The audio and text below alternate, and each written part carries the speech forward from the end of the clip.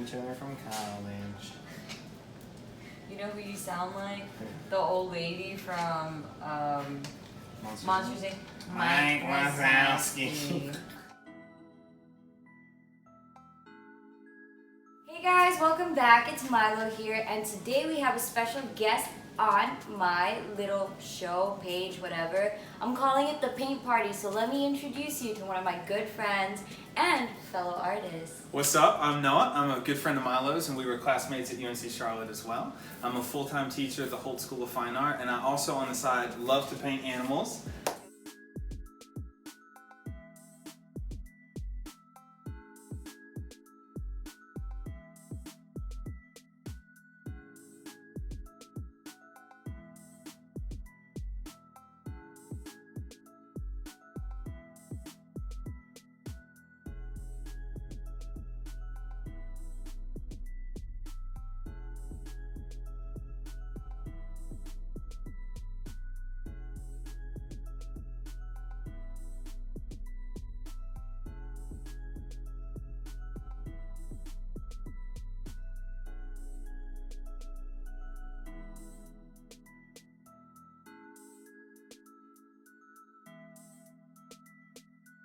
So we're gonna get down and work on our little masterpiece over here. We're gonna talk and paint because we really don't have a lot of work to do. Yeah. So, me and Noah were discussing and we were talking about it for a hot minute, and we thought we still have just to work on the details on the tail. Bits and pieces. Try to push some, what do you call it, depth in the grass over here. Kind of have some grass. Shadows, highlights. Yeah, kind of have some grass like bend outward this way, because you know the croc's kind of like coming out of the water a little. So Noah, you want to tell us a little bit more about what you do?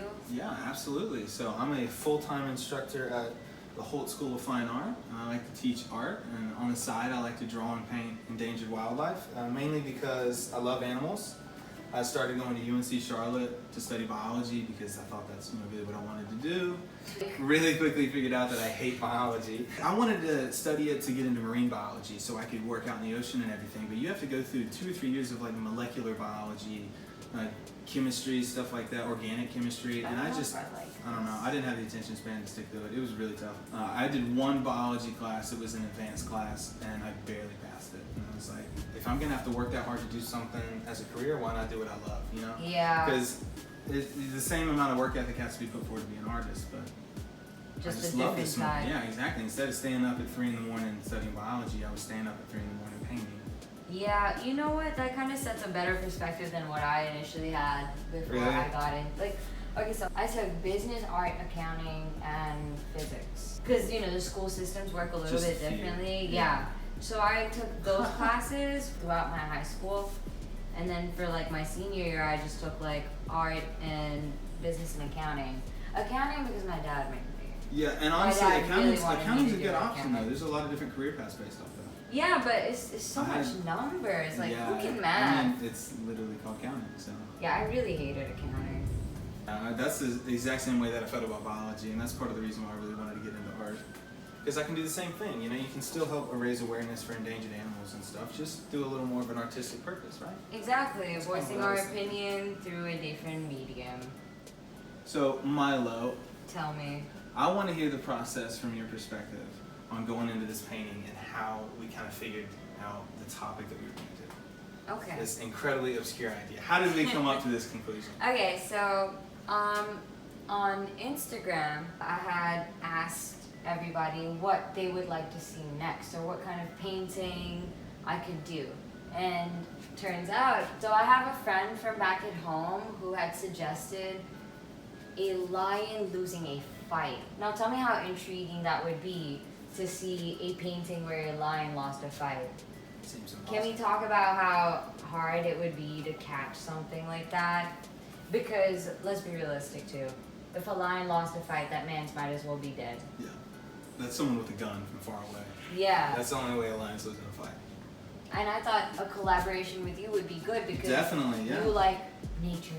Yeah, You're a nature boy. And then how soon this was after that person contacted you, but I just remember you putting something on your story saying, yeah, that's where who should I collab with? And I was immediately kind of like, me, you know, like let's do it. And you seemed super down, so we ended up getting it worked out. I mean, look at this. We We spent, how many hours have we been at this? It's been this is day 3.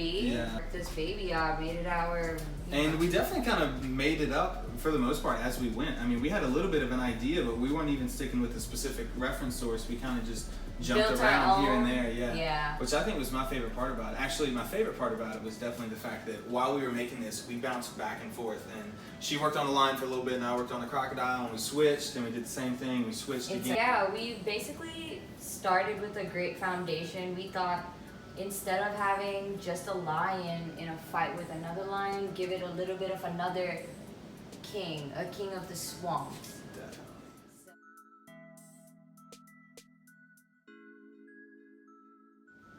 Overall, this has been a fun piece to do. Definitely.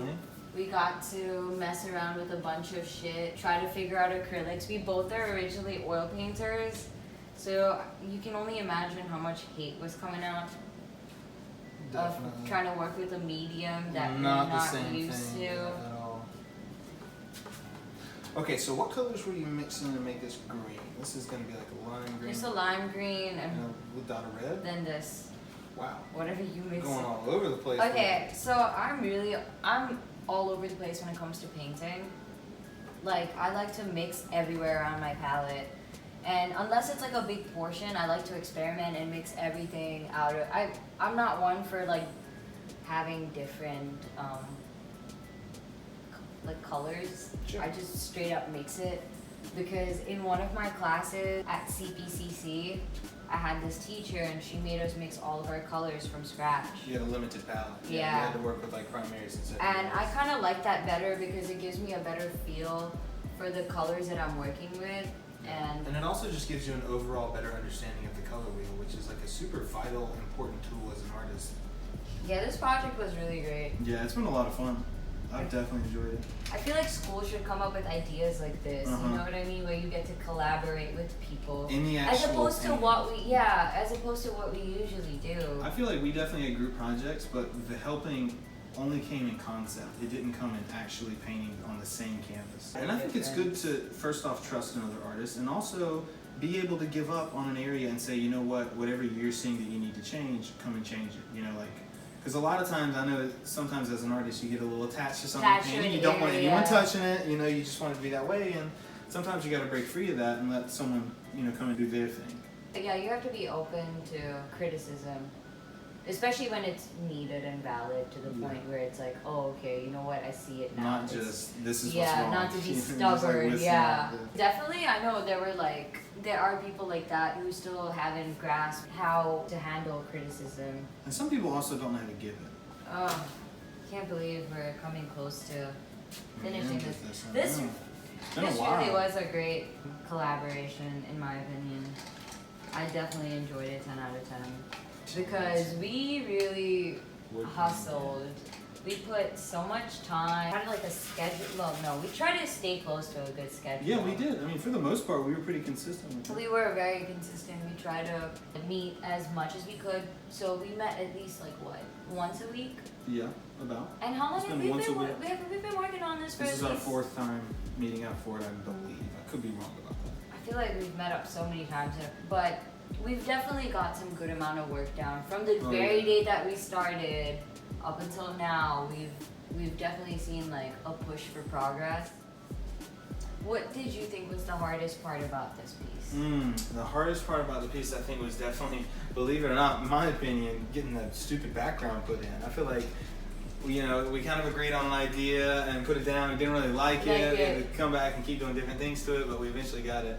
And then you kept saying we needed to fuzz out the background, and I didn't quite understand what you meant by that. But once we got it, I think it looked really good.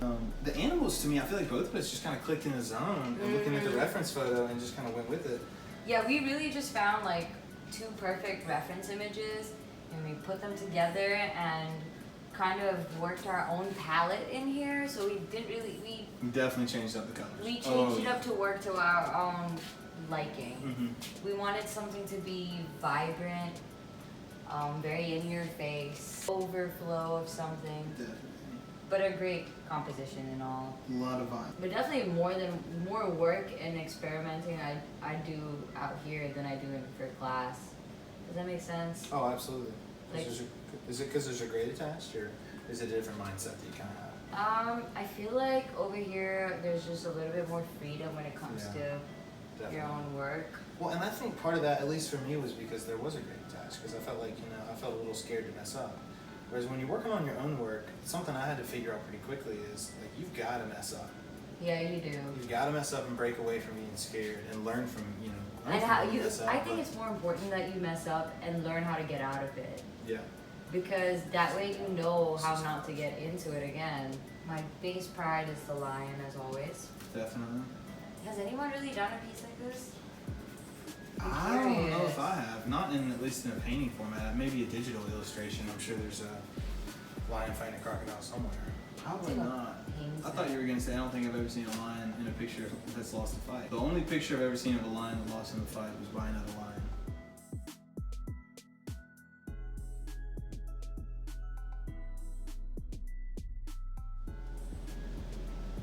Making it dark where it needs to be dark. Remember, guys, don't always use black straight.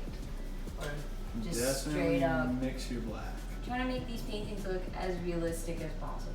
Just adding pops of color that I think it needs. You just took away my mix of white and yellow. Oh, no, hey, that was at first my mix of white and yellow, thank you very much, and then you dumped a pound of white on top of it, alright? So don't even. Like, I keep grabbing this nice little light peach that I mixed, and somehow, in the process of leaving the palette, I graze across this dark color. Damn. Definitely don't want a dark color. Are you working up in here? Yeah, I'm gonna go on the pause to make the little under bits look a little bit pale. I love painting a lion paint. Lion's mane's the best part. It's therapeutic. I love I it. feel like that paw could use a little, or the background behind it could use a push to help set that in its space. You know what I mean?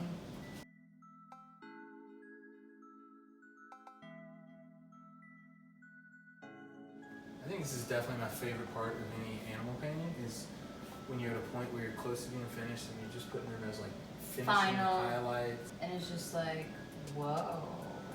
Definitely helps drive it home, kind of punch it into existence.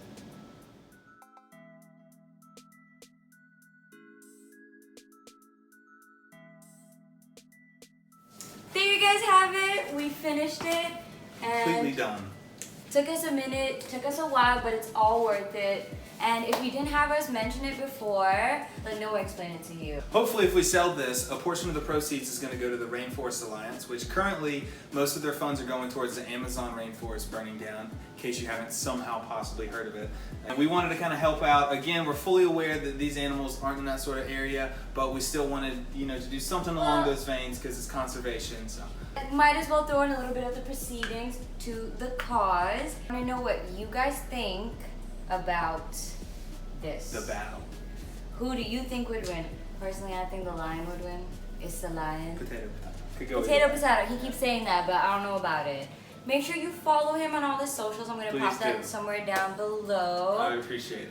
And you can also check out my website, www.noahartley.com, as well as my Instagram. Get the point. Be sure to like, comment, share, and subscribe to this channel, as well as don't forget to follow him, me, and let's get to it.